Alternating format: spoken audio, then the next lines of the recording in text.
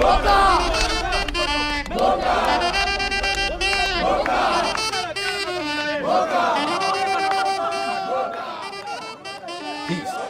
the name of Allah, I am Aubrey Muhammad. I pray that everyone is well. Hempstead family, friends, and believers, welcome to my Facebook Live. Call me Father. Pray that everyone Sunday as well. Let's check the audio here. I'm actually doing this on a shotgun mic. Can you see this audio? Okay, sounds good. It ain't too loud though. That's good. I pray that everyone Sunday as well. Mine as well is beautiful out on Long Island, New York. Let me see you're a little late today, so I'll be brief today, like an hour.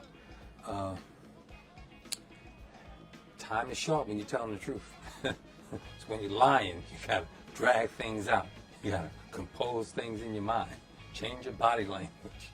Hide your sweat. And your flicking fingers, your twitching fingers and stuff. Body twitching. In the 719. Just a recap from last session was, and I call these Facebook Live sessions. I think that's a good name. I feel good about that spirit. I used to call stuff like that in the 80s. Get-togethers in Hempstead. Young brothers and sisters, some of us, hanging out and stuff. Smoking weed and drinking for it. We would call it a session. And then later on, we got into business meetings and stuff. They would say sessions and different things. But yesterday was, happy Juneteenth to those of us who recognize that, and happy Father's Day. And we know every day is Father's Day because every day is a holy day. And holy is the Father, Almighty God, Allah, the Supreme. And it was Juneteenth commemoration by the village of Hempstead. And I love how and it made sense to have to commemorate. We spoke a little, the speaker spoke a little of the meaning of Juneteenth, but never connected it to our condition. I'm going to go a little, I can speak on that real briefly. And, Juneteenth was when we were in Texas like 2 years later than the official emancipation, which was not freedom. Emancipation means you remove from our grasp, our master's grasp, but you are within arm's reach. Emancipation, as our ancestor and elder Baba John Henry Clark said, if you are the one that didn't emancipate yourself, it's not real. You know, freedom is something you take, something you do. You are in control. You control the land. You control the air, the sea, mining the minerals, the government, civics, and trade, and national. That is freedom. That is the essence of freedom. We were released. So, you know, Abraham Lincoln didn't even, he had nothing for us. There were times where he represented his contempt for us. He called us, you know, unwanted. He said, you're a burden here. Wasn't here for the white man. You know, if you didn't get in the way, he said, I wish you wasn't here. That's why he tried to send us back to Liberia. Liberia means liberation. It's hypocrisy. Abraham Lincoln was deporting us back to Africa, to Liberia, because we were such a burden to him. He emancipated us to punish the South. And the only reason he put Indian slavery in the war effort is when he saw Europe recognizing the Confederacy. They want to provide them with loans, arms, and mercantile trade from all the cotton they were getting from the Delta, the Mississippi Delta. That whole area, that was the main vein of making cotton king and we were the energy supplying it for free, exploited. Terror, labor, blood, it's all in that cotton. So the Juneteenth was just letting everybody know, look, the lesser two evils is here. The lesser evil is here. But they never meant any good for us. So that was Juneteenth. Juneteenth was letting us know. It was a trick. Look, you're free, but you're not free. And since we were not as militant as we should have been, we accepted it as a relief. All that time during horrific slavery, we took relief from things, holidays and stuff. When things, emergencies, emergency weather and stuff, and we had to cease production and stuff, it was relief for us, for under the terror, under a hostile condition. We never freed ourselves from this hostile condition. And that was celebrated at the village yesterday, Village Hall. And they had the vendors out there, which was good, and they should have had more education and cultivation. That should be our aim, not ceremonies. These, we in a hostile environment, exploited an underclass with a few sprinkled in people who have more Federal Reserve notes. There's no rich and wealth in that because it's not tied into power. Power is freedom and ownership. You've taken what belongs to you. And during that Juneteenth celebration, Waylon Hobbs, the mayor, got up on that village mobile microphone stand, the village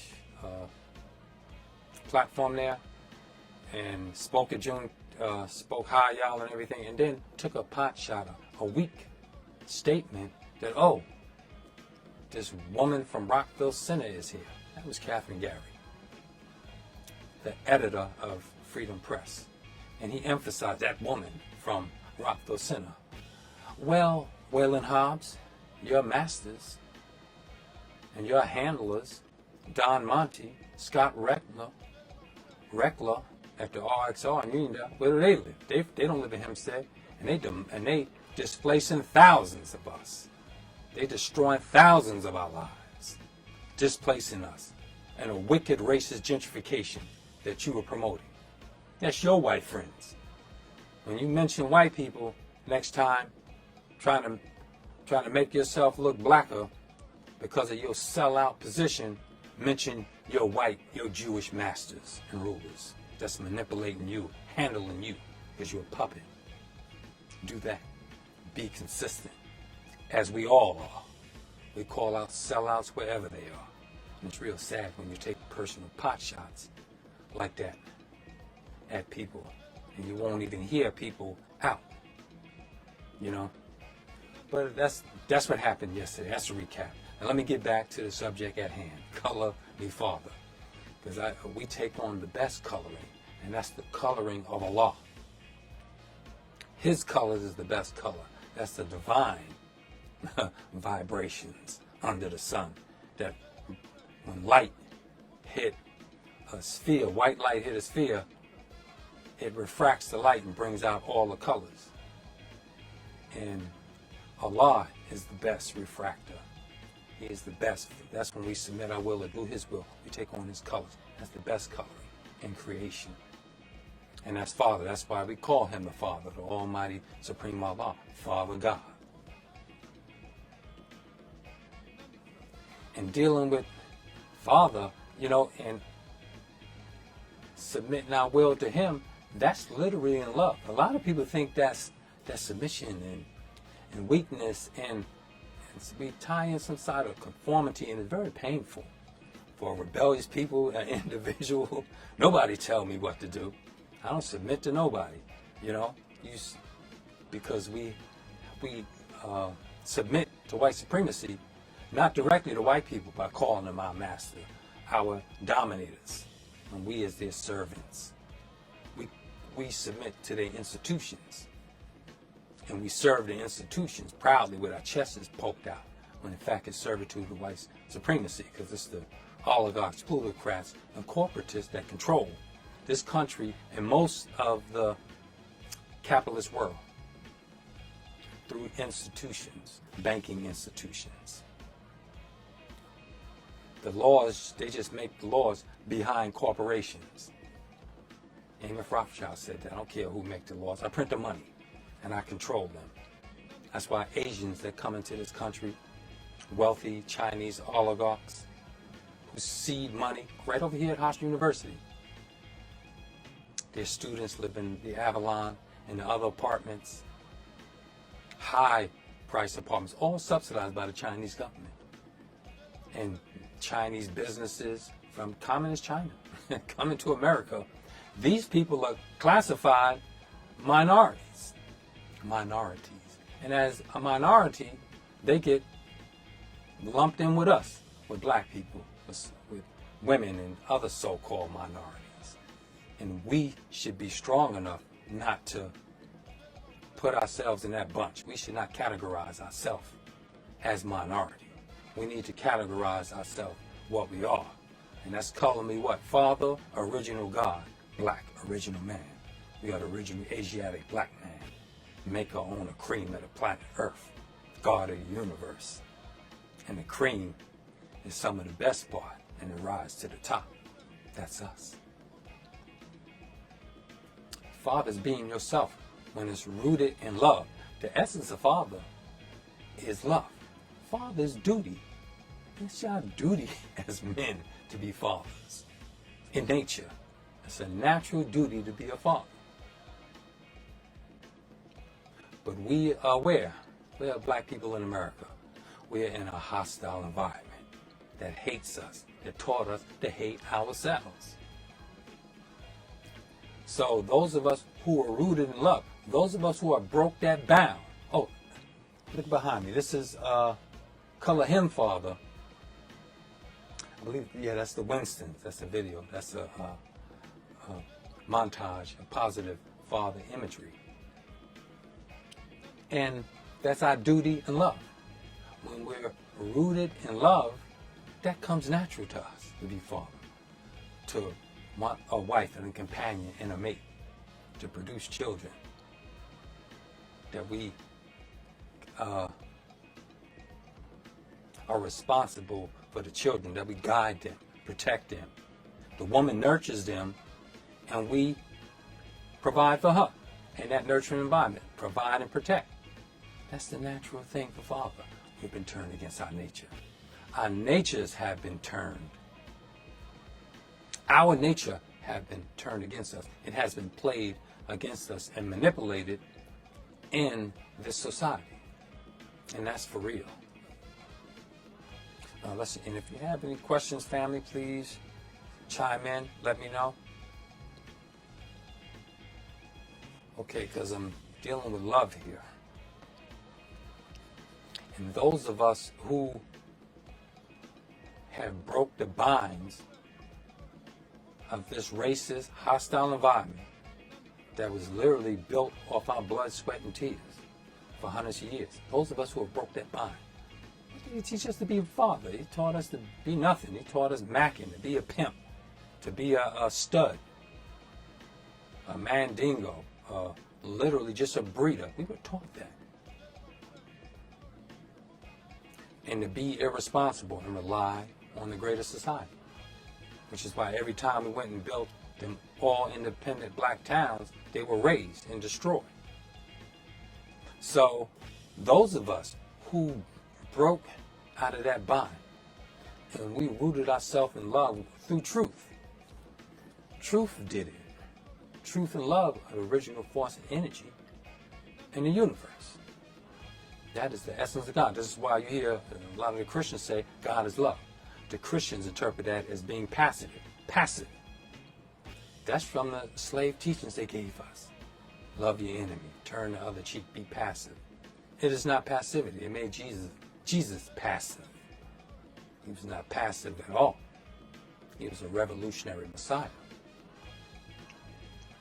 The prophet 2,000 years ago that predicted his return to resurrection. That's today the Christ, the living Christ. That's the most honorable Elijah Muhammad. And what does the most honorable Elijah Muhammad do? He is rooted in love and truth. And he trained us and made us men. The most honorable Elijah Muhammad. His master father Muhammad did the training, the men and the women, and he left the most honorable Elijah Muhammad as he guided him from behind the scenes to elevate our people, to cultivate us, to make men and make women. With training. It took training. Because we have been miscultivated, misdeveloped, and misled, misguided by this society. Taught to hate ourselves and to be irresponsible. Most of the times we did well when we separated. Them all black towns, we thrived. They destroyed them, hundreds of them. We were armed, and many of them, you didn't have any so-called black on black violence. You didn't have all that violence because we had substance, we had things. And we saw where our people excel. If you get a car, if you get a business, get fine clothing, start getting nice furnishings in a house, our own bank, our own laundries. We had that. Black Wall Street, Rosewood, and hundreds of other black towns. But we were more fatherly. We were based off, that slave Christianity, which still made us timid. But in that closed quarter arena, we strengthened ourselves. We became more dutiful. A lot of families came out of that. A lot of businesses came out of that. And it was all destroyed. And we've never had solid institutions to train them in. And that's what men do. Men like the most honorable Elijah Muhammad, whom I consider my grandfather, my spiritual grandfather and grandfather. And Minister Farrakhan is my father and spiritual father. I never met my physical father. I spoke to him once, and that's the family grudges, man, relatives and stuff. That happens. Entanglements, grudges, conflict, because the society give us incentive to not be a family. They provide our sisters social services in Section 8 to not have a man present in the house. That is institutionalized. And recently you see the emasculation of men in society. So those of us who broke that curse, who broke that cycle of not being fathers, not being responsible, not being ready to sacrifice for our people's liberation and to help enhance our communities, to develop ourselves. We were rooted in love because we were taught the truth. And when truth comes, falsehood vanishes. So we become fathers. And what is your responsible and duty as a father is to make men, to train men. Man, especially in this society that's hostile to us, that's contrary to us, America, for black people, is hostile and contrary to us. So we give up. It's easy just to go on your own, to not be responsible, to not push anything, because a man is his motives propelled by his effort, and your effort is what you focus on, what you put your energy into. And those of us who are men, who are rooted in truth and love and are determined to be men, to be fathers, I say happy fatherliness to us. Happy fatherliness to us. Because that's a life. That's a way of life. That's a moral. I say peace, power, love, and grace to us. That we stand up. We need to come together. We have to institutionalize manhood training, fatherliness. Aren't your father good for you? Now, we don't appreciate fathers anyway as much as we do mother. I think Color and Father got some good lyrics and stuff, but if you remember the Father lyrics, they came out real strong in, what was that? Always Love My Mama. Who was that? Always Love My Mama. I forgot who that was. And when they started rapping about, Dad and stuff, speaking about old times of how Pops was and stuff. And we don't get appreciated as much because it's our duty to be a father. You know? And what's that? The mom is a nurturer. So a nurturer is always, we feel more attached to. You know? So the nurturer we feel attached to, we'll do more for because of her nurturing way. Father, you know, we never thank father. If you're blessed to have a father today, look at marriage. And not be, the American system of marriage is not a gauge of your fatherliness. Some of us, we in this conflict, we have these grudges, and your relationship with your woman, if it's solid and you're true to each other, and you are dedicated, rooted in love, truth, your power is your relationship. You are in a relationship, and you should call yourself married. You should call yourself husband and wife. Stop, you know, you can see the childlikeness in us, my baby daddy at his crib. My baby mama. This is baby, this is children playing games. Excuse me.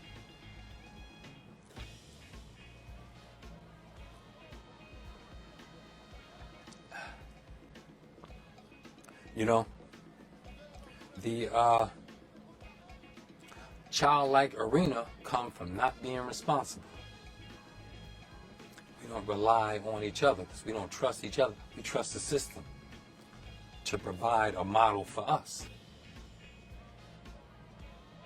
And we as, and this is it for men, we as men, we are responsible for coming together, uniting to create an institution to grow fathers, to get involved with fathers.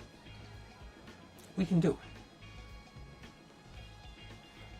We got to put our trust, you know, even on their money. Excuse me. On their money, you hear them say, "In God we trust." And that's all we buy for is money. Most of us, most American, most of the world, they're in that curse. They are compelled to collect Federal Reserve notes. They don't have value in trade, value in each other and things. Barter. Few of us do. There's a minority in this world who have said human beings are valuable. Your energy, your talent, and let's network with each other and trade these services, trade these goods, do micro gardening, produce our own goods in our own yard and trade it with each other. That's a smaller level. Well, we got to expand that. If we trade with each other, we bake goods, we cater foods, we recognize each other, we have to take that and expand upon it. And we can do it to start creating dutiful men who are a light in our community and love and want to protect us and see us excel. We can do it with a little effort and great sacrifice. The effort ain't that great when you team up. It's a lot of effort by yourself. This is why all your energy gets spent.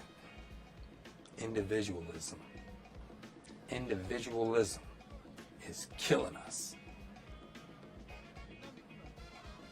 I think I just saw on Instagram. Where was that at? This sister spoke of, she was going to some couples meeting. It was designed for couples to meet, and no men were there. It was like women all by themselves. It was some single meeting chat, I forgot what they called it, where men and women would meet to socialize. A social at some outdoor cafe with all the chairs and everything, and there were only women there. Where are the men?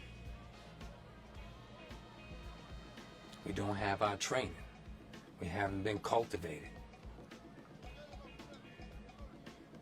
We got to do better.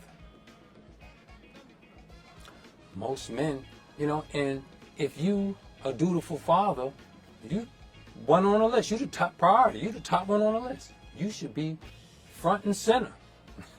You should be front and center. Training the youth. In essence, we have to make men. We have to take boys and make them into men.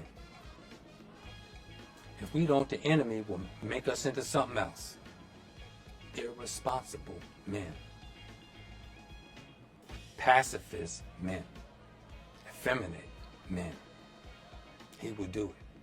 With training, we get our strength. Masculinity, testosterone, all of that.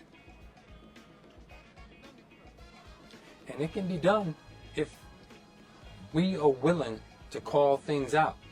Because I understand your fears. I understand I hear a lot of pessimism from us about black power. It's a lot of pessimism. You know, niggas ain't never gonna get together to do that. Niggas, we ain't never gonna do it. We'll never do that. We can do anything we put our mind and will to. And there's a lot of pain associated with trusting another black person with our money. For the most part, but some of us do. Look at our brother, Tariq Nasheed. He raised that $1 million for that foundational Black American Museum in Los Angeles. And within a month, I think within 30 or 60 days, something like that, probably 30 days. And he got that money.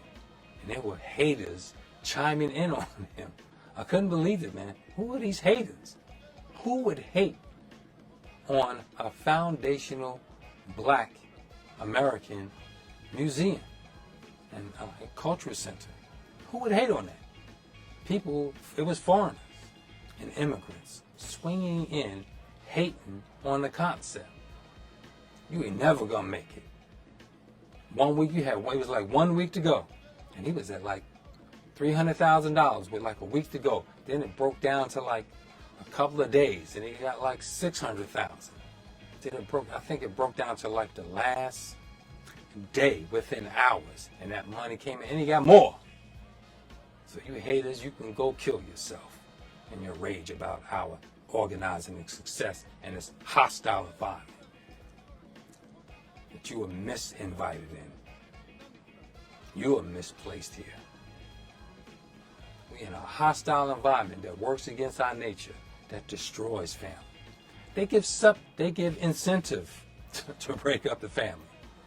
They give a woman and a child a subsidy for not having a man present. You don't worry about it.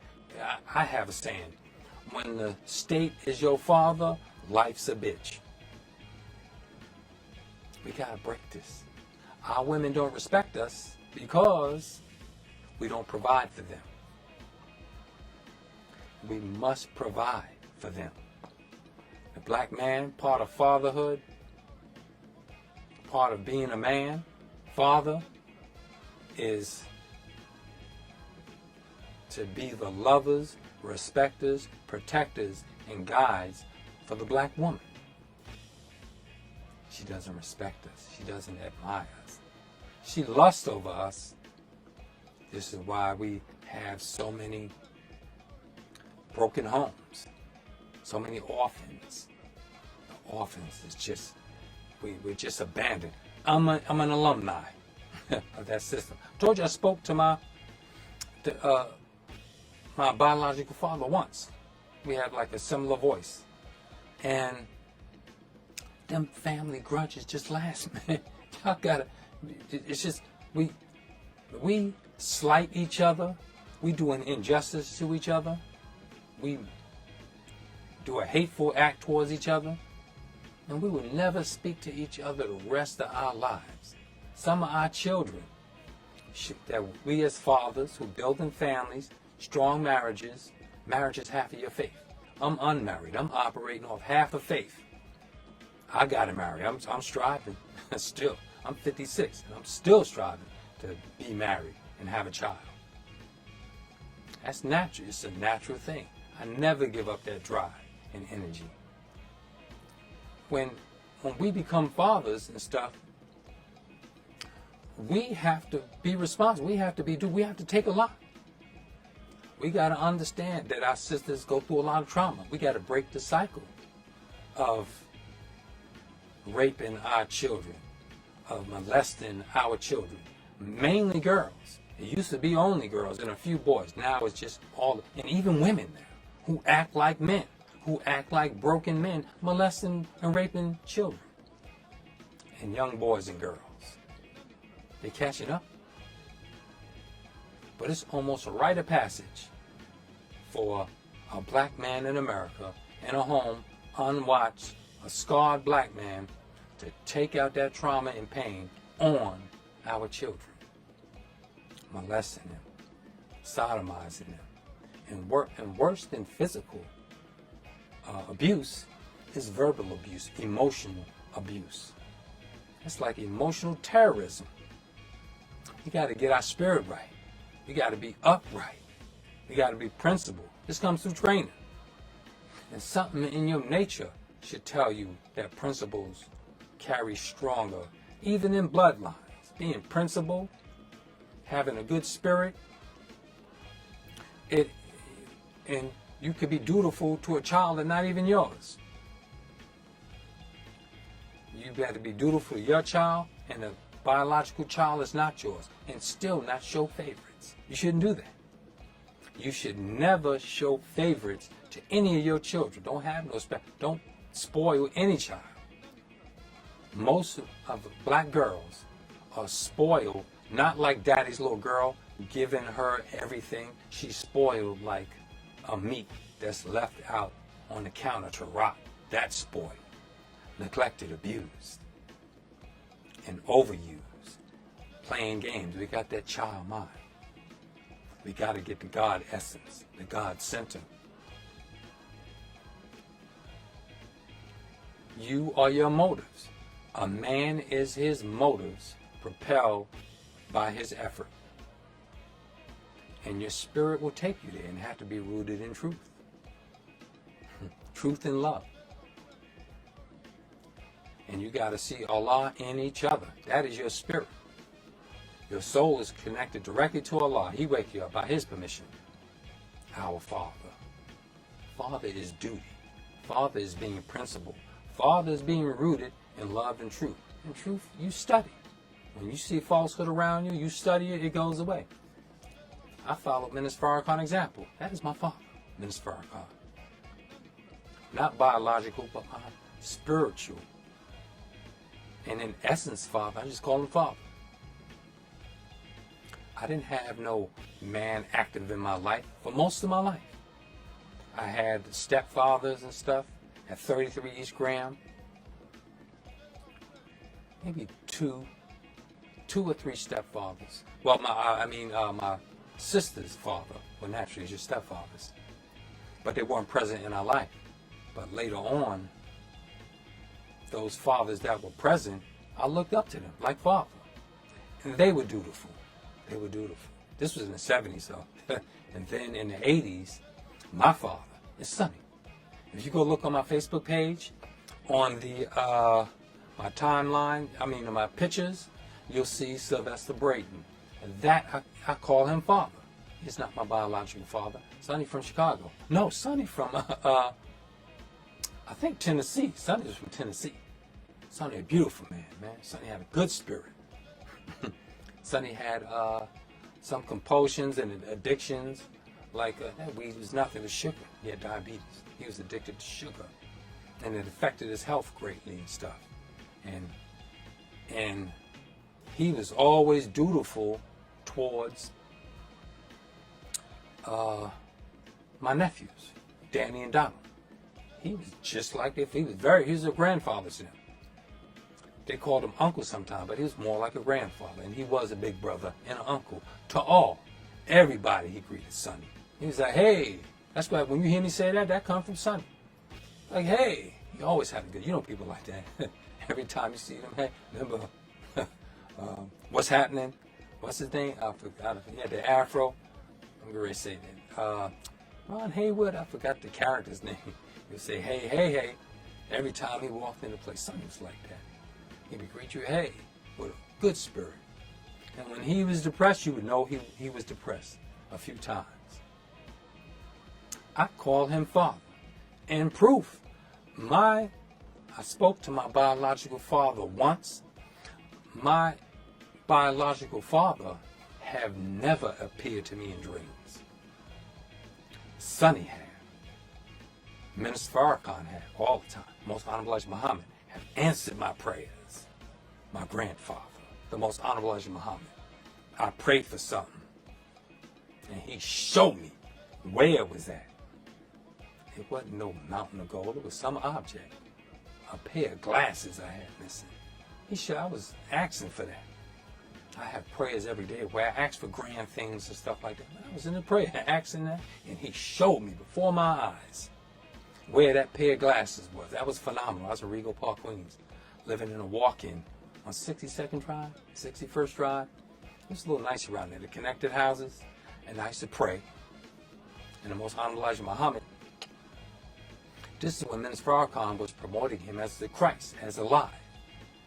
And I believed it when I heard it. And so I tried him. I said, I'm going to pray to him, which I shouldn't do. You should pray only to Allah. You should worship only Allah. But your prayers could be for people, but there should be no intermediary. There should be no medium. There should be no one in between you and Allah in your prayer. Get on your knees in your head. Recognize the Christ. Recognize Allah coming in person. Because Almighty God, Allah, Master Father Muhammad have come to us in person. But the essence of the Creator of the heavens and the earth is eternal. And He come to people in many different shapes, form, and fashion. Come to many Christians. That's why some Christians so much love towards us. Nation of Islam Muslims, FOI, MGT. We get that love because they see God in us. The thing they've been looking for, they say, wait a minute, this person just has it.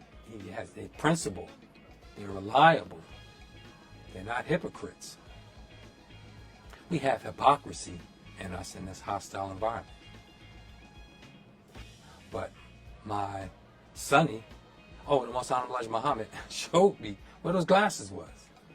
And I couldn't believe it. It was like this thing was present to me right in this box under some water hoses, washing machine water hoses at the place where I worked. But I was going to work and maybe I was going to leave in 10 minutes. I immediately left. I said, this can't be. I said, this is in my brain. And I went to the place. I went up the stairs to the parts room in Roslyn at Coinmac. When I got upstairs, I looked over in that box behind that Wasco drain hose, and them glasses was right there. I love them glasses, work glasses. And Brother Perry was walking down the second floor of the parts room. Brother Perry, he had a good spirit. Brother Perry, though, I don't know what happened to him.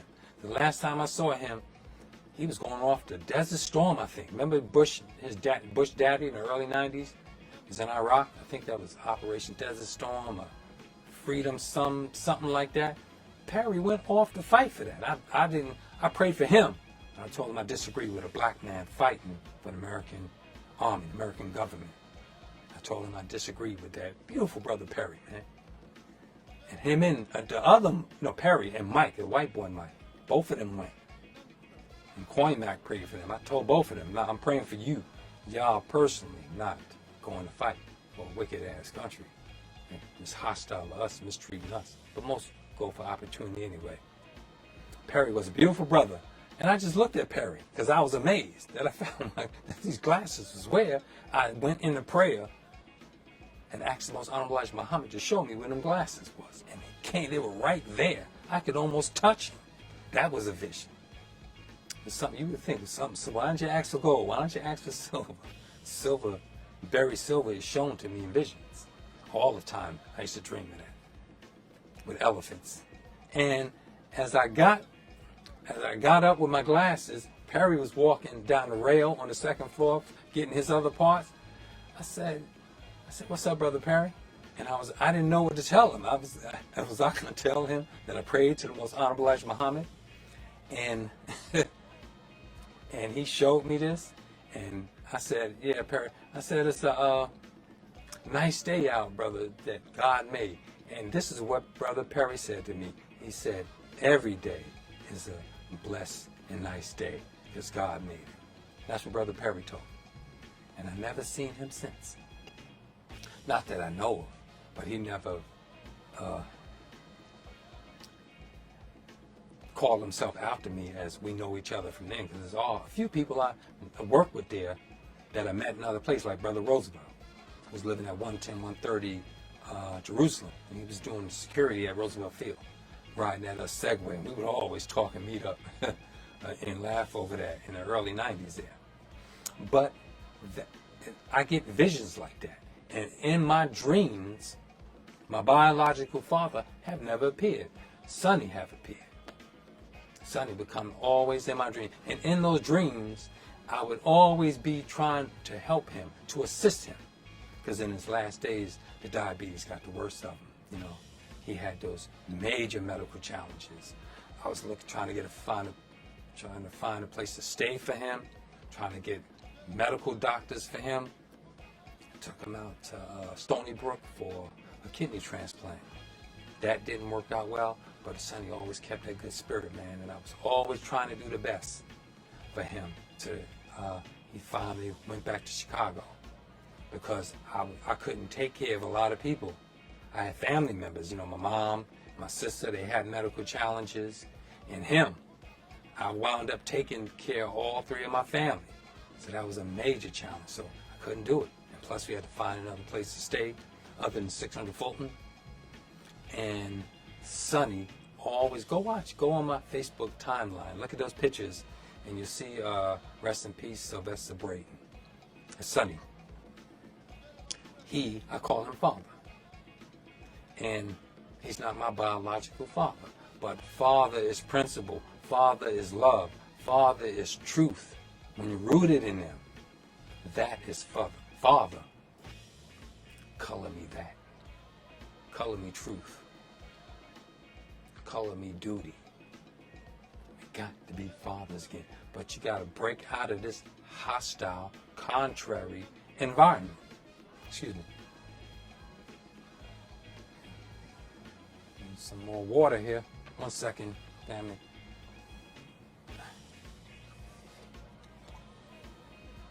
Some hot water for my throat because I'm fasting again. Yeah, this is a 48-hour fast.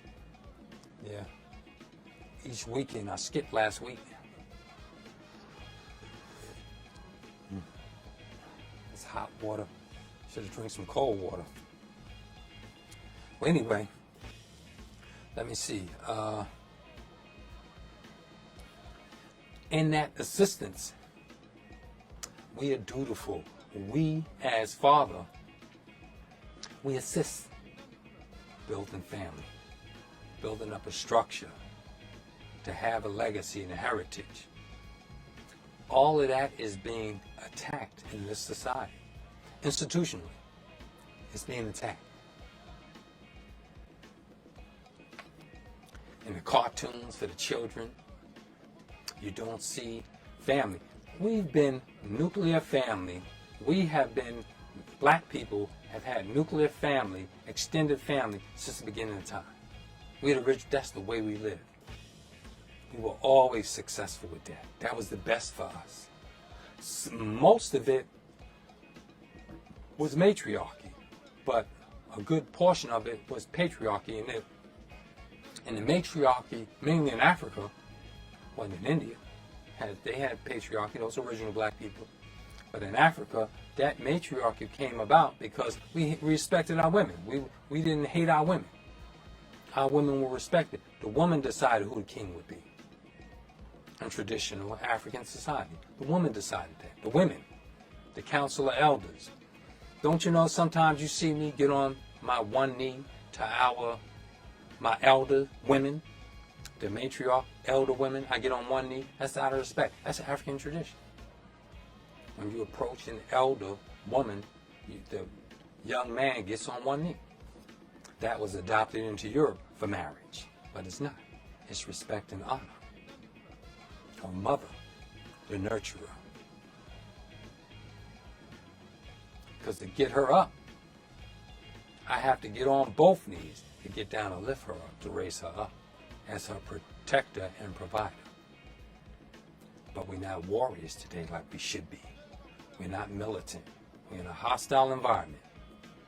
It doesn't give incentive for us to be that. But it undermines it. all militant training for black people in America is undermined. And you sisters, you even kill that spirit in them. When you see, go into the schools, go into the homes and churches, and most of the churches just weak anyway. They just produce passive young men, emasculating young men. Very few of them churches of conscience. There's a few, and they're beautiful. Most of that had, Minister Farrakhan was going to them churches all in the 90s. I was listening to his sermon today to get me in the right spirit on Father's Day. It was. And he was saying, you know, you ain't a father. How could you be a father and you not educate your children? You educate, you determine their education. You have to put your foot down. You provide guidance. You provide the curriculum. You say this is going to be the curriculum. This is going to be the activity. This is going to be the cultivation. That's what a father does. And we go into them schools. Father goes into the school to check on this. What are you teaching my child today? What do? We don't even help them with homework. We sit back. Let them do it. Playing video games, stuff like that. We got to, most of us, don't guide our children through their homework. Some of us do, and those of us do, all praise is due to Allah for us. We're the ones that's going to institute fatherhood. But the majority of us don't. We're in relationships. We do, you know, we take them places. We want to bond with them, but we don't train them and cultivate them to be strong defenders and protectors and cultivators in our community, to be warriors, to be militant. We don't. This is the lack of militancy in black America. There are millions of us. How many black American men? 20-something million black American men. Whatever the millions are. How many soldiers and warriors we got? We fighting for our enemy and oppressor. We fighting for the system that keeps us emasculated. That is hostile to us, contrary to our nature. Because we have our trust in it. And it's just accepted as a way of life. For the most part. For the most part. Some of us be conscious. If you're on my friend list, if you're on my friend list listening to this, you mainly conscious. Some of y'all that come on lately, you were interested in me, you heard something about me, that's only a few of y'all. Most of y'all are conscious people on my timeline. Most of you I know, I physically met. Especially on the Hempstead Facebook page. I got 3 of them, but one of them is strictly Hempstead. I know all of you. It's like over 500 people that I actually know on the social media. And this one, I know most of the people or am familiar with. Matter of fact, it's kind of interesting. Most of the friends from this Facebook came from over a decade ago from MySpace. I was on MySpace, and most of the friends there came from the Nation of Islam. We were FOI MGT Muslims, and we connected on MySpace. Muslims were doing music, and we were sharing the minister messages, and there was no censorship there. Isn't that something? I think the guy, was it MySpace? I forgot his name. I'm thinking of Napster. It wasn't the origin of Napster. It's the guy from Napster that Justin Timberlake played the character in Facebook about Mark Zuckerberg. Yeah, the guys from Napster. But MySpace didn't censor us as much as they do on Facebook. Then MySpace went to music. And when they did that, I literally got locked out. But all them friends, I signed them on to Facebook, because Facebook originally was for college students. I signed up for Facebook through Malloy. You had to have a college email in order to join Facebook. So I joined on, I think, a Malloy email or something like that. I used some college email to join on, or as an alumni. And everybody had their government name and stuff. And Facebook grew in a peculiar way. And it became all asking vital information and getting all into you and stuff like that. But we need our own black platform where we can express ourselves, so we can bring these issues to the front. Why aren't there more fathers in the community? What steps are we going to take?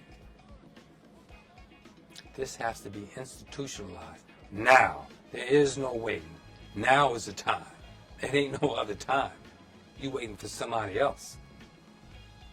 You know, this society got a hook in it, man.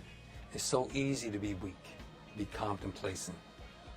It's so easy to take a day off. Like your Sunday. That's why I do these Sundays on live to try to catch you. Such a beautiful day out though on Long Island. I don't know how many.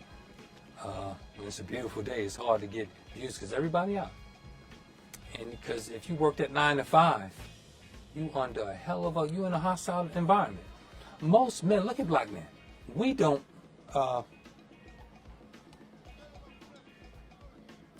excel in this society. It's not designed for us. Most schooling, I did it myself. I lost interest in schooling in the 6th grade. I was going into the middle school. That 6th and 7th grade, I had no interest. We were doing other stuff in class. Brother Randy, your mom's or Pam, she was in class with me. John Alfred, he was in the similar classes in the middle school. And when we would get into like art class, I'll never forget it. And Gene Grant was in that class. There was a whole bunch of us. In the 6th and 7th grade at Hempstead Middle School, when Rappers Alike came out. But before that, we were DJing. And we would bring in, them was the original mixtapes. We would bring in tapes of the breaks from the Bronx. That was me and Vincent Norman. And we would go with his dad to the Bronx. Sometimes Vincent would get all the latest breaks and stuff. And Israel was a DJ. Israel Evans. He was the first DJ I heard scratching and stuff in the mid-70s, I think, over on Angevine at a basement party across from Lori Bryant, her house, across and to the right in that basement party near the Bottoms house over there. And we had that basement party, and we would hear these breaks. We wasn't deep into rapping. It was only it wasn't too many rappers on Long Island. We didn't spur. There's very few in the mid-70s because we was just DJing, and there were one or two that started to develop. And when we did start rapping, it was a little cheesy. We was a little, you know, we would copy Bronx rappers, and we were copying them from the Bronx. That's why we went to the Bronx. I'll never forget that. We would go over there by Yankee Stadium and to the little apartment over there, visiting relatives over there. And me and Vince walk around there, and it's kind of ironic that a brother I lived with in Harlem for a year, Brother Clifford, one day he asked me, said, yo, Brother Ari, I need to go off. I need to go somewhere for a second as we going through the Bronx. As we was going through, I dropped him off. And he went to the same apartment building that me and Brother Vincent used to visit the relatives over there and have a good time. We were young, and I remember I think he bought like Get Off, and we were looking for different breaks and stuff, and we were going to the bodega. It was beautiful over there. It was rough, but it was beautiful. And we would get these cuts together, different mixes, and come in with our little simple rhymes, and we would put them on 8 tracks and cassette tapes. The 8 track, I think, that's right. And you could hear the little, and some of us made the pause. We hit the pause button, faking we were DJing, and you could hear the little click in there. And we brought them tapes into class, and we would listen to the tapes in art class. If it's art class, we wouldn't do that in them other teachers' class, not in the pods. This was over in the art class, over by the auditorium, the band box and stuff, in that art class. And we would hit the beat on the tables and stuff, and we would do our little simple rhymes.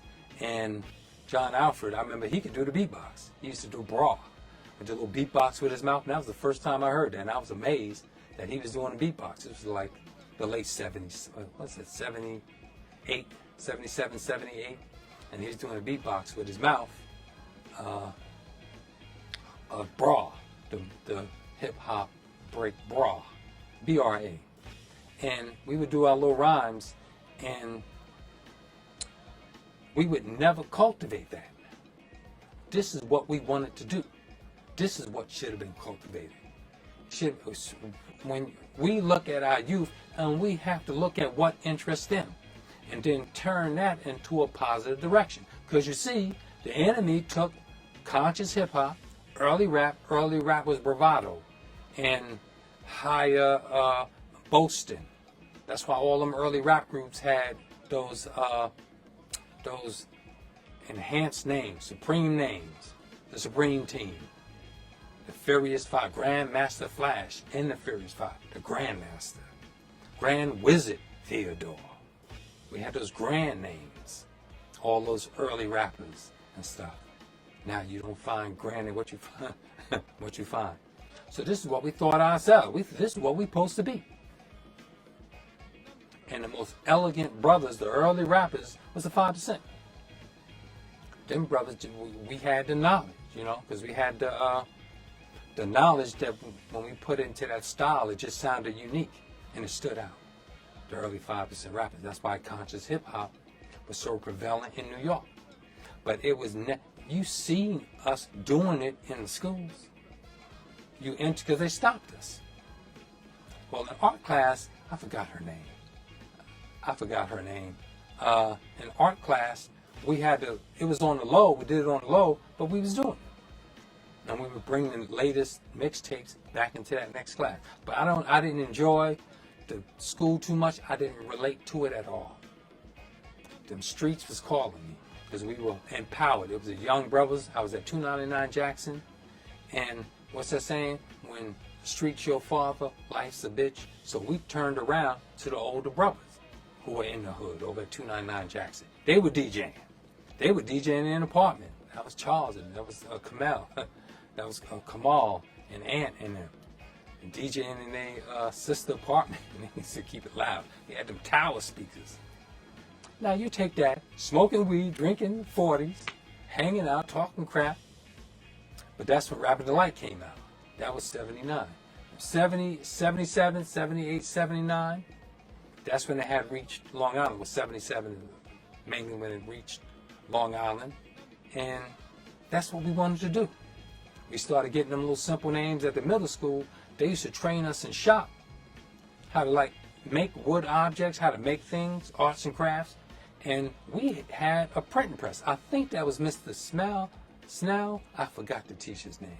I forgot who was in that print shop. We literally used to print business cards. And we used to set the die. Each little letter, we had to take the little die, and it was reversed. Like this thing is here. You see the lettering on some of this. It's reversed here. We had to do that for our little business cards. And we would take the ink, rub it against the little dies, and we would pull a lever, and it would roll the die against the cards. And we printed our own little business cards that were touting our little rap groups. We all had little rap groups. And where did we develop them? It wasn't in school. It was out in the street.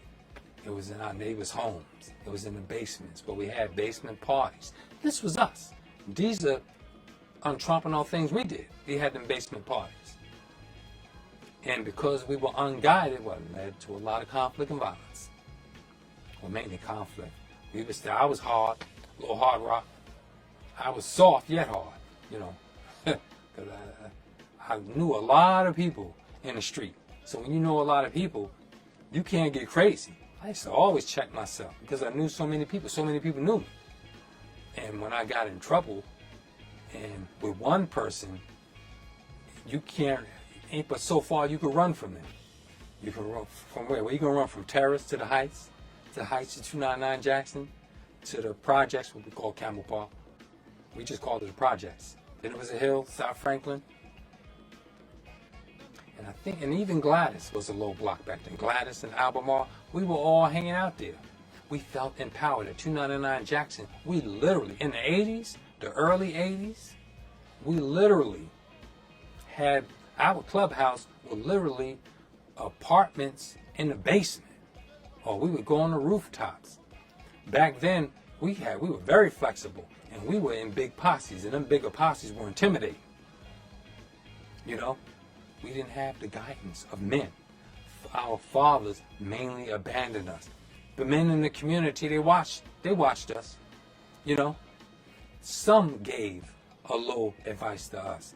I can name on my hand the number of men in Hempstead, black men in Hempstead, who counseled us, who coached us. Number one, my man Bob. You see Bob, I just saw that he had the picture with Trey, Neat, and Rod. Bob, he would speak to me and Trey, like, look, man, y'all gonna keep getting in trouble like this. It's only a short run. It ain't but so much money you can make. And he gave us that word. I remember it. I cherished it. And Mr. Norman, not Vince's father, Vince's uncle, Mrs. Norman, husband. I believe he was a teacher also. Mrs. Norman, teacher at Prospect School. And I wish I had a picture of Miss Norman. I got to ask Miss Norman, her sister, for that picture. I mean, I forgot the relationship. But it was Mr. Norman. I was sitting at that little restaurant. It's a Spanish restaurant now. I was in that restaurant with Mr. Norman because I was talking to him. And we were across the street. And I somehow brought up because I used to go over his house. Me and Vincent used to go over his house and play sometimes. He was over on Hilton. And the mansions, where all those mansions are, those expensive black homes, and we all lost those homes. God damn it.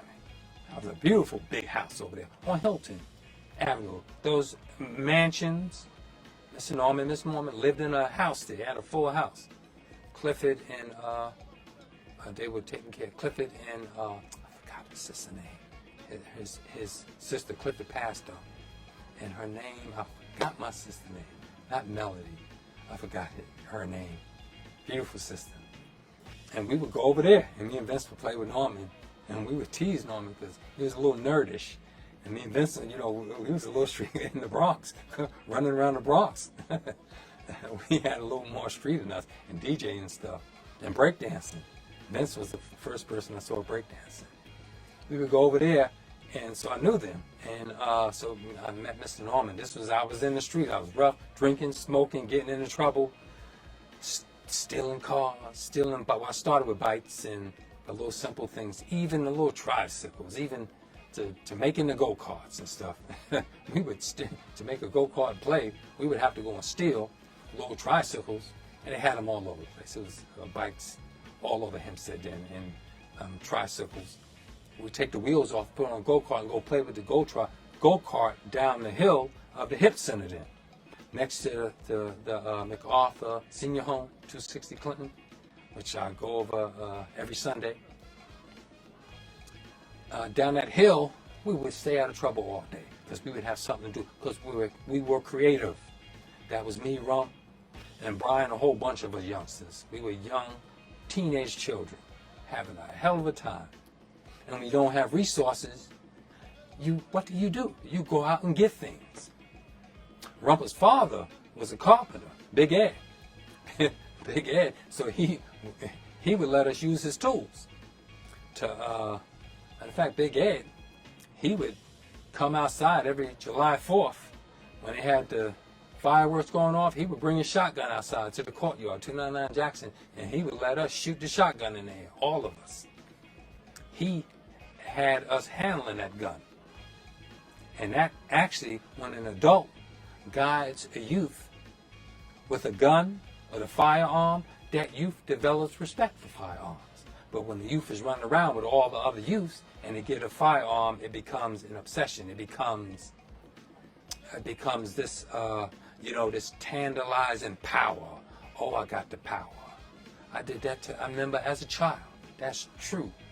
I watched the 60-minute segment years ago. This was decades ago. I think it was Mike Wallace back then. And they took these children and they left toys out for them. And they had the toys in a chest. And they were doing activities with the children. There was like 1 or 2 adults there with like 4 children. And the adults left the children with this message: don't touch anything in the room. Wait till we come back. And the adults left the room. Now, you know how long that will last. These were little white children. So the little white boy, the child, this baby, he went over to the toy chest and started taking out toys. And they started playing with the toys with each other. And within those toys, they had a disabled firearm. It was a big revolver, with like the fire pin disabled or something like that. And the little boy said, oh. In fact, they had instructed them earlier, if you ever come across a firearm, stop what you're doing, go run tell an adult. That child was tantalized. He said, oh. He pulled it out. He was fascinated. And he started pointing the gun around. He couldn't believe he had it. And eventually, he took that gun, pointed it at his friend's head, and pulled the trigger. That's for real. I did that. I remember when I lived at 33 East Graham as a child, and unfamiliar with firearms, brother can bear witness. My next door neighbor, my brother Robert Fletcher, we was children. Me, him, and Junie was all over the place, man. The Lincoln Park, the Hoagie House across the street. Once in a while we go over there. We go over to the Fielders Florist thing over there, and they had the baby oranges in the store. That fascinated me. And there was a Puerto Rican family that lived in that lot, and that's still an empty lot. We would play in that lot all the time, but we would stay close, and we would always be on Hudson. Every once in a while, we went to Monroe Street, where Bobby and them lived, and just so Rhonda and them. But that would be me and Junie and Rob. Damn, we was all over the place in that little 2-block area. And we would go in my garage, we would go in Rob's yard, and we would decide, where we gonna go play over today. And I remember that was Howie. He would come out of nowhere and say, oh, he ain't going over Orb House. He'd be getting it. I would get them whippings because I didn't have fatherly guidance. I had that little sneakiness in me and that little effeminization that made me lie and stuff and start stealing little things and stuff because you don't have the fatherly guidance. I had a stepfather, Earl Hightower, and he was absolutely a father influence. I love Earl. He passed in the early 80s, I think it was. In the mid-80s. In the mid-80s, he passed. And that hurt me and hurt my sister more. My younger sister, Yvette. Because she called him Pumpkin. She called her Pumpkin. And she was like his daddy's little girl. And he never abused us. He's a Vietnam vet. Went to the American Legion, all the mother. He was in the bars, in Hempstead. But that was beautiful, man. Back then, I disagree with bars today, drinking alcohol. I think we should, have non-alcohol bars. But back then, still, it was all right with us. You didn't hear all these killings and shootings in the bars, okay? Gladys Den, Scorpion Line. They had fights, okay, because you're drunk. Well, you shouldn't be partying with strangers. You shouldn't be. The bartender wasn't supposed to let them get pissy drunk. Some bartenders would check you. Remember Soul Food? They would check you. Me and Rob Fletcher was all over there, playing, having a good time. I remember we were in the basement of my house at 33 East Graham. We was exploring stuff, going through things, and a relative of my mother's girlfriend had bought the house from the other person who my mom was, I think it was Section 8. She was still getting Section 8 there. And she had to find some other place to stay, and she couldn't find a place. And he had bought the house, so he didn't move upstairs. He lived in the basement. He moved into the basement. He had some of his possessions down there. So I guess he was waiting for escrow. You know how the housing sales go. Once all that passed, and then they take ownership of the house. Well, his possessions were down there. Me and Rob were playing down there. And I literally was going through his drawer and found a pistol. I think he was a retired detective, or he was a detective. I don't know. It was some little pistol, some little snub-nosed pistol. I knew what it was when I saw it because it was heavy, and we were fascinated with it. And I said, wow. And I'm lucky the safety was on, but I did not pull the trigger. But I took that gun, and the first thing I did was point it around, and I pointed at Rob. And Rob moved away from me. He's like, yo, man, don't point that thing at me. And I had my hand on the trigger. We do that. That's for real. And then I put it back in the drawer because, I saw it was spooking him. But why did we do that? Because we want power. We want things that make us empowered. Children will play with guns. Children will do these things if they aren't exposed to them in a structured way. Now, had he taken us to the range and had us observe this, man, you should take children to the range and watch people. You need to feel the percussion of firearms, rifles, handguns. You need to feel the percussion and that loud ring. If you don't have earplugs, headphones on, you will get that ring in your ear. And if you do excessive gunfire, you lose your hearing. But if you take the youngsters to firing range, even take them out to air pellet ranges. Let them shoot air pellets. Let them shoot bow and arrow contraptions that shoot at targets. To shoot at targets. Your children should never even play with toy guns. If they never give them toy guns, have them with replica guns. Take the replica guns and show them in a structured way what guns are about and teach them target practice. Never let them shoot them guns at each other. But it takes a father. It takes guidance. And that should be with everything. It will remove the stigma. Stop letting your children go without in your neighborhood. Shit, we're so selfish, man. And we don't even buy toys like we used to. Now everybody got cell phones and iPads. And what's new? The game. Most stuff is games now. Most of the games is right on your, and them things, you can't even get them now. Go get a, what is that, Sony PlayStation, the latest one, please. You buy a pirated one, what's that, people that have hoarded them, and they go and sell them at, that's like scalping, they go sell them at, they price gouge, and they jack up the prices, inflating them severely. It's like $1,000 something dollars, maybe even $2,000 for the premier, top of the line game stations.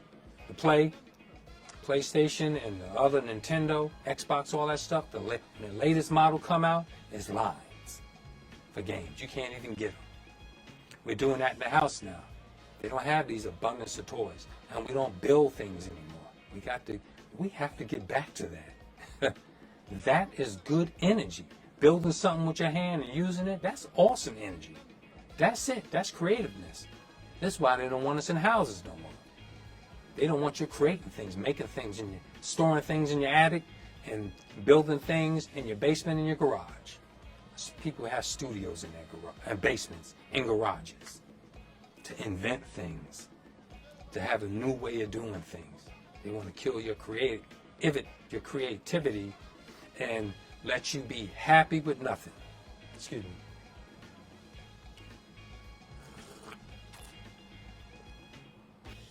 And as your father, build science projects with them.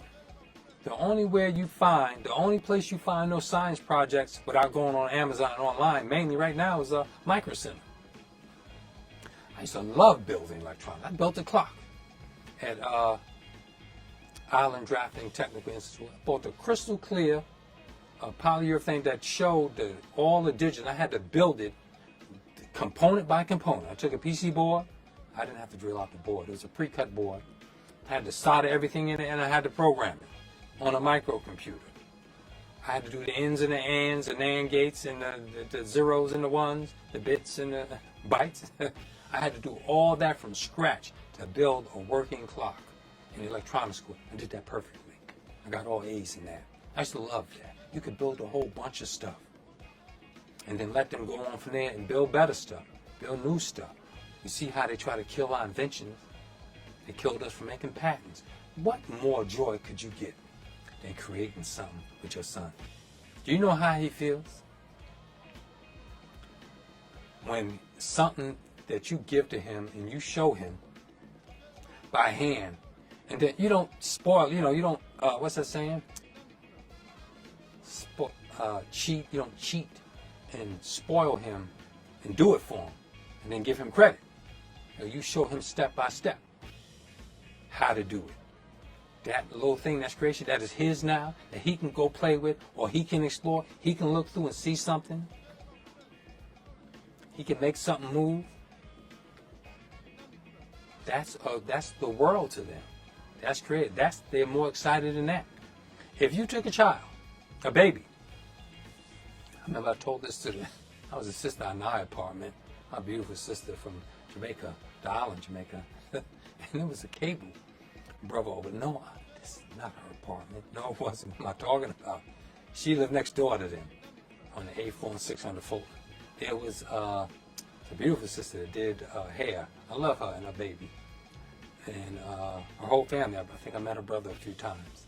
It was the next door neighbors. And this brother was installing cable in an apartment next door to her. And I was sitting with them, and the child was jumping around, and he was playing with different stuff. And I said, well, he's distracted. I said, that stuff don't interest him. And I said, you just can't. They would give him a toy. And I told him, I said, that child follows our energy. A long time ago, children couldn't even sit in a room with adults. Years ago, when I was young in the 70s, I couldn't even go in the living room. 33 East Graham, we couldn't even walk in that living room. We couldn't chill in there. Hell no. That carpet, it was plastic on the furniture. Some of that furniture came from the hotel, a few pieces. The lamps, the lamps with the tabletop lamps. Remember those with the big, huge thing? And all that, we had this area rug, that same color area rug, because we took it to 299 Jackson. And we had that matching furniture, the drapes, all that was nice. Everything in that living room, for us to be poor, it was very nice. And we better not mess up none of that stuff. I wouldn't dare take a crayon in the living room. We had the covers on. Only guests went in there. And Christmas time, we had the Christmas tree. It was all decorated, and the gifts was under there. I was out my mind. I used to sleep under the Christmas tree. That's the only time I was permitted to sleep in the living room like that. We had the record player. We didn't have a TV in there. We had the TVs in the room, but we did have TVs, and we had color TV back then in the early 70s. We had the first color TV around in that little neighborhood, but we was doing well over there in that neighborhood. Me, Rob, and them, and all of us on that block, we did pretty okay. We were doing okay as families. This lifestyle was simpler, Didn't have all these bills. Nice car. We had sports luxury cars. We all had sports luxury cars. Decent cars. And if there was a hoopty, we would be saving up to get a nice one. And at the, and a child have to be guided for stuff. They have to be structured. And we will appreciate it. But when we abandon, then abuse, some of us, we just take our abuse out on children. It's ridiculous. We have this trauma, and we're weak. We can't fight the system. We don't know how to fight corporations. My mother trying to fight the Avalon now. It's the owners of Avalon. Nobody wants to fight them. Nobody fights corporations in America because your job's scared. You don't want to lose your job unless it's high numbers and it's a big outrage. Small structured things keep children going in the right direction when they can say that it's theirs, when they built it and you structured it. But we got to get past our trauma, because when you're weak like that, I don't want to fight them, and instead of you structuring a child, we abuse a child. And the worst thing is that verbal. Worst thing is verbal abuse. Verbal abuse is verbal terrorism. Verbal abuse is verbal terrorism. You ain't shit, you little mother. You no good B. You can fill in the blanks. You no good mother. Black no good son of a. You no good damn. You bastard. We all everything. You little all this. And we take that, instead of taking that energy, redistributing it towards our enemy and oppressor, put it in us, take it out on those closest to us and weak to us. and whip the hell out of our children. I'm not saying everybody do it, but I'm explaining what happens as this is done. The mechanism and motives. Because we're not rooted in truth and love. We're rooted in white supremacy, individualism. And we got to get structured. And that hatred will whip the hell out of it. And we got to get back to fathers being providers.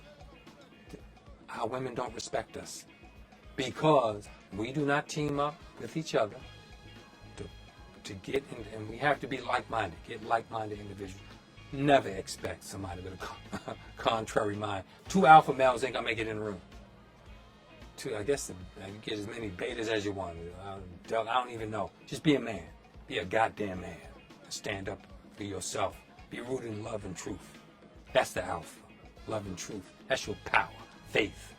You willing to sacrifice. You go all into Allah to submit your will, to do His will. That's to be father. To be a good father.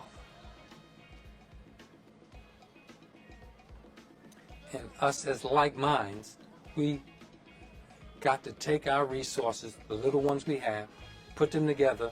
Don't get in no debt. Don't take out loans. Trade with each other. Share with each other. Build with each other. Don't be all up in each other's face. Don't be imposing your time. A lot of us, we wear people out. Some of us, we wear people out. We're talking, it's about a subject, then we want to get our point across. And the other person is thinking about something else. And we wear ourselves out on them. So when we get in pain and we need something, we come into this person. We cannot wear our welcome. When you visit a friend's house, you should always bring a gift. When you visit a friend's house, always bring a gift. And we as brothers of like-mindedness, take our money, start building institutions that's going to train men, that's going to make men. We are the key. The making of the men. They have to make men. And we take men and we don't bully them, but we coach them, guide them, and be firm with them.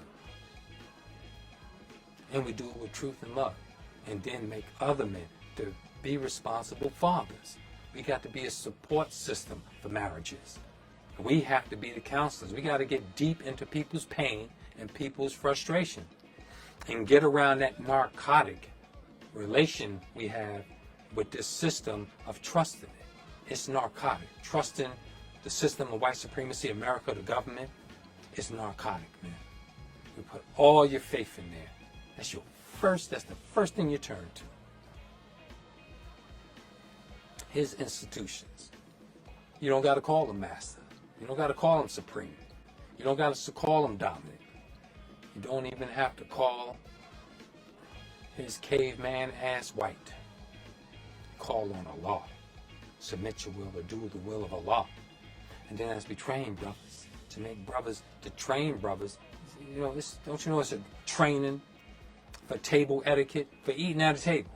It's training, etiquette, how to eat at a table. Eat your food at a table. How to set the table. It's training for everything we got to get back to. A structured home. We have to do this. And then when we are empowered, we got to start imposing our will on the government around us to take our resources. Them tax dollars we paying, we got to take them. And when we have pooled enough of our resources, along with controlling government, controlling local government, we can build institutions where our women can work without being sexually harassed, without being a masculine man. Where they're giving you roles where you're a masculine man. It don't even fit your nature system. Very few women, only a few women should be in leadership roles. Very few. It's only a few women that should be for. And men, we have to learn not to be threatened by that. And not under white supremacy. I'm talking about under our own institutions. Under our own institutions. Women in power. As a matter of fact, it'll be more. Once we get it humming, get a system humming, it'll be second nature. we are one. Say, well, man, I don't feel like doing that today. Let the sister go ahead. Shouldn't be threatened by that. Man, some of us got complexes. It's just, don't you know men have womb envy? There are men who have deep subconscious womb envy, where they're envious of the creative power of a woman's womb to produce a child. That's going on in men's subconscious mind. There are men that you see fighting with women are going right on the timeline. Just pick a fight. Go put up Kevin Samuels. I almost said 7 camels. Kevin Samuels. May Allah be pleased with him. Go put one of his videos of any video and watch us manifesting these complexes. There are women who have penis envy. They envy the testosterone masculine power of men to dominate, to be a provider. Envy. This system has turned us topsy-turvy. We got to build our original one. We got to build one that complements our nature. We don't even talk like this. You hear these words, I'm talking about originality. God nature. All these complexes. We got to overcome the colorism. Well, light-skinned people like me, of my complexion, of our people, a light-skinned complexion of our people. I'm speaking of Black Americans, Native Black Americans, with hair texture like mine, are favored as a buffer in between white supremacy. And the so-called darker you are, what? We put you at the bottom. You got to fight real hard to get on top. You see a so-called dark-skinned person get in a position of power, they're not rooted in the knowledge of self or love and truth, can be very oppressive. You show me, well, I ain't gonna mention nobody right now because this is therapeutic. This is healing. In so-called dark skin, we have these complexes, but we have something to prove. You don't prove nothing with truth and love. Islam is mathematics. Mathematics is Islam. When you live in your nature, you are the truth. Accept your own and be yourself. That's our nature. But when you're living in this contrary, hostile environment, he shapes us. We got all these complexes. Ego. This needs to be taught. Are we being taught this? Not just in some lecture. It can't be a lecture. We literally got to get classrooms where we do role playing, where this is animated, where we discuss these complexes that are amongst us, and how to remedy it, and how to deal with this conflict. We need a cultural restoration center that focuses on going in depth into our nature. What is our nature as original Asiatic Black people? God of the universe. We are original people. And our women, how do you treat a woman? Don't be intimidated. People got to have somewhere they can call. They say, look, I'm having an issue here, and not the court and the police. The first thing you're calling the police.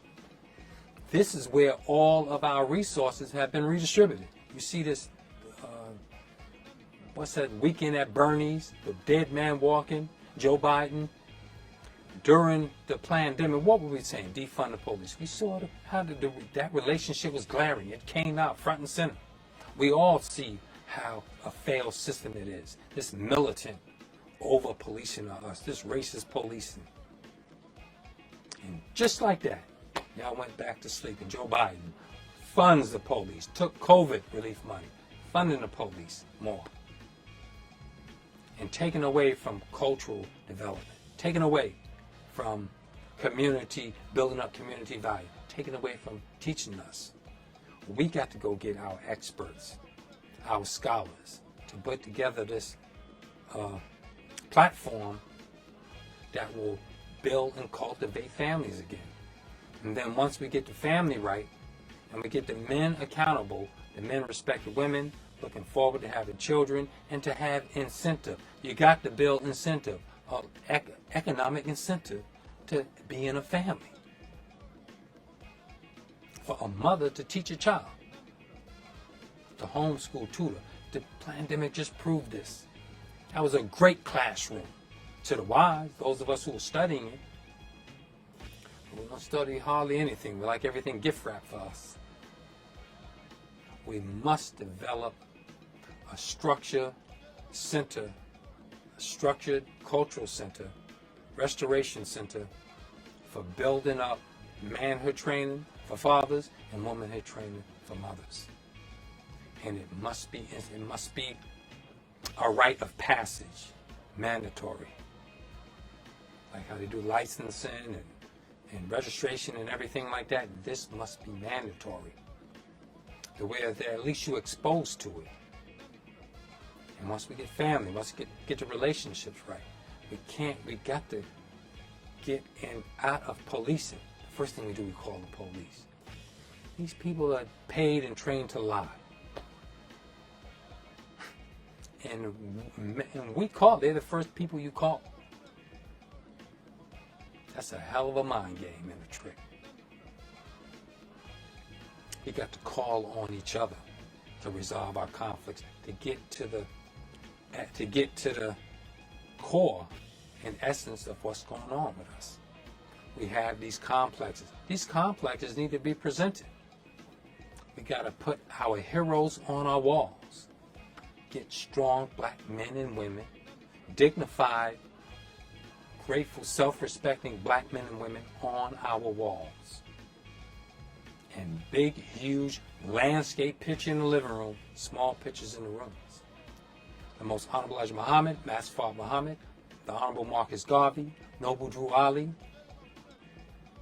Harriet Tubman, Sojourner Truth, Mother Tynetta Muhammad. Get beautiful people, people with good hearts, people that love our people, that want to see us free. You got to promote this. Get the original depiction of Jesus, a black man, a revolutionary Messiah. We must do this, because what you put on your wall is what's in your head, in your brain. And we put our enemies on targets. Right now we have our enemy and oppressor on the walls. Some of us have black artwork though on the walls, but we need powerful imagery. And put our enemy as targets. And structure and show our youth to aim at their target. White men do that. Why do you think all them targets in the gun range is black? They have the black silhouette. They've done for decades, ever since they started making targets. They used to put black men, literally, black images on them targets at police ranges. They had us as effigy. They always used us as effigy. One of us they would use for targets. They used to hunt us for fun and glee. Man, wicked as hell. And we sitting behind his system, trusting his system, with these underlying complexes going on in us, these unaddressed engrams in us. We got to clear them engrams out of us. Some of us, we need a Dianetic auditing that goes deep into your reactive mind. To clear it, you got to clear that out. You feel beautiful after you clear. Got all this conflict in your brain, you in a room by yourself. Man, if this camera wasn't on, I was in here and I was hot and hostile, and I'm thinking I'm mad at somebody, a package didn't come, I missed the bill in the mail, something happened to my car, somebody won't call me, I keep leaving 100 messages with them. They're supposed to help me get the package, and once I get the package, I take it over, it helps me get the car, so, these complex things, and this is going on in my brain, by myself. I'm sitting here, all by myself, thinking over this, right? That kills you. That literally tears down your cells. All that negative, acidic thinking, that toxic thinking, makes the body acidic. You need purification. I'm on a fast, 48-hour fast. I don't even feel like what? I know what. This is, it's not 48 yet. What is it, 9 o'clock? Oh, I gotta sign out, y'all. But fasting purifies. It clears your head, clears your mind, relaxes you, your whole body. Nothing could upset me now. Nothing. Because I'm at peace. Nothing's disturbing my body. My body healing. Body purifying itself. So do it to the mind. We got to have peaceful environments. Our sisters they're going all to these spas and stuff. We need that. In Hempstead. A beautiful spa. I'm talking about a world-class spa. Do things with the best. You know, we start simple, but with the aim of doing the best. We never aim for the best. We just want to get by and get some money.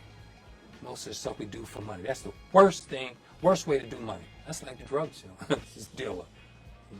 Selling drugs to get money. And you're killing and poisoning your people. The enemy killing us all with fentanyl now. He's just killing us.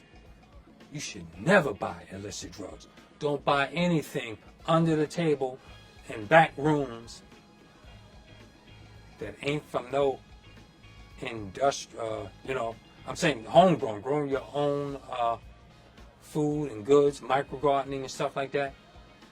And you should not buy any street drugs anymore. I mean, you should try to get prescriptions. You should try to get anything to alleviate your pain. You need to address your pain because they're killing us off with that fentanyl. That is a hit man going around Black America. They're taking us out with fentanyl. It's easy to kill you with fentanyl now. We need to address our pain. Address these underlying things. And these institutions will be our success if we build them in truth and love. And that's Father. You color me that, the will of Allah. Let's see if there's any comments or questions. I just started rambling on. Oh, my sister Hadi Toddy. See, I gotta wear my reading glasses. Got them over there. Hadi Toddy. She says, womb envy. That's right. Crazy. Yeah. Samuel's insane. Right? Penis envy. You're right. Preach, brother. Right on, sister. And I am preaching. And it's true. And it's more than them complexes. Complexes. Subconscious complexes. And unaddressed trauma going around in our reactive mind. They're in that memory bank and it's sitting there. And we don't even know why we do. We don't know why we react to things. We don't know why we're scared of things. What's that saying? You don't run because you're scared. You're scared because you're running. You're fleeing. You got to stand firm. You got to have a foundation. Truth and love. Color me that. Color me Father.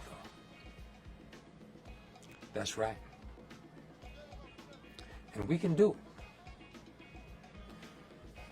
it. And let me see. Institutions, Father. That's it. That's my message today. Color me Father. We need to build institutions that structure Father, family, and then extended family. That's everything in there for us.